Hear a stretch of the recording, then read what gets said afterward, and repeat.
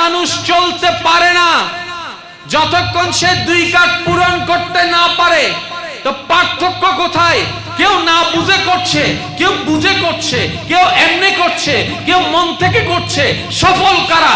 যারা বুঝে শুনে মন থেকে করবে, আল্লাহর দেয়া নিয়ামত নবীর সুন্নাত মোতাবেক এই চিন্তায় ঘুমাবে, এই চিন্তায় খাবে, এই চিন্তায় ব্যবসা করবে, এই চিন্তায় বিবাহ করবে, এই চিন্তায় সন্তান লালন পালন করবে, এই চিন্তায় রাস্তায় হাঁটবে, এই চিন্তায় বড়কে সম্মান করবে, এই চিন্তায় ছোটকে স্নেহ করবে, এই চিন্তায় গরিবকে মায়া করবে, এই চিন্তায় এতিমকে মায়া করবে। তাহলে তার করায় করা হয়ে গেল, সম্মানে সম্মান হয়ে গেল, সওয়াবে সওয়াব হয়ে গেল।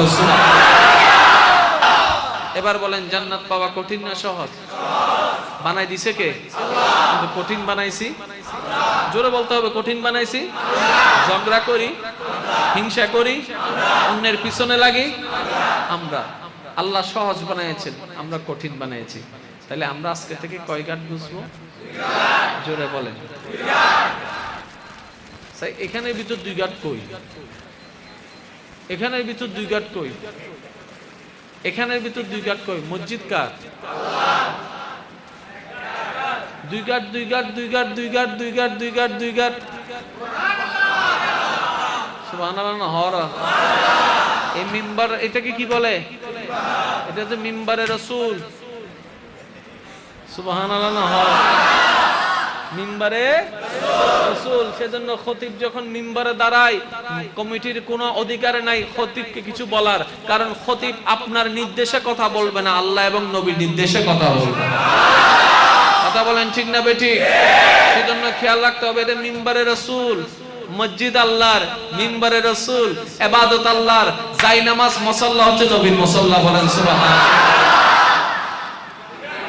আয় বোম মারি দিন দাও আসিবে ছোট হইলে। জোরে জোরে বলেন। এবার বলেন, বিয়ে করা হুকুম কার? কবুল বলা সুন্নাত কার? আরো জোরে। সন্তান জন্ম দেওয়া হুকুম কার? সন্তান লালন পালন করার সিস্টেম শিখিয়ে দিলেন নবী, সুন্নাত কার? আরো জোরে। রিজিক দিচ্ছেন কে? বাতের দিয়েছেন কে? কয় গাঁট? ডান হাতে খাচ্ছেন, বিসমিল্লাহ বলে খাওয়ার পরে আলহামদুলিল্লাহ বললেন, সুন্নতে রাসূল। কয় গাঁট? একটা মানুষ চলতে পারে না যতক্ষণ সে 2 কাঠ পূরণ করতে না পারে। তো পার্থক্য কোথায়?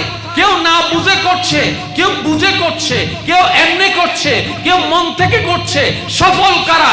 যারা বুঝে শুনে মন থেকে করবে, আল্লাহর দেয়া নিয়ামত নবীর সুন্নাত মোতাবেক এই চিন্তায় ঘুমাবে, এই চিন্তায় খাবে, এই চিন্তায় ব্যবসা করবে, এই চিন্তায় বিবাহ করবে, এই চিন্তায় সন্তান লালন পালন করবে, এই চিন্তায় রাস্তায় হাঁটবে, এই চিন্তায় বড়কে সম্মান করবে, এই চিন্তায় ছোটকে স্নেহ করবে, এই চিন্তায় গরিবকে মায়া করবে, এই চিন্তায় এতিমকে মায়া করবে। তাহলে তার করায় করা হয়ে গেল, সম্মানে সম্মান হয়ে গেল, সওয়াবে সওয়াব হয়ে গেল।